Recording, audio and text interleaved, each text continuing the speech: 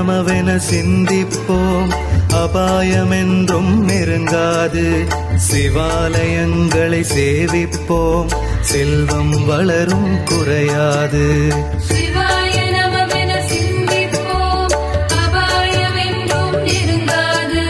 சிவாலயங்களை சேவிப்போம், செல்வம் வளரும் குறையாது. சிவாய நமவென சிந்திப்போம், அபாயமென்றும் நெருங்காது.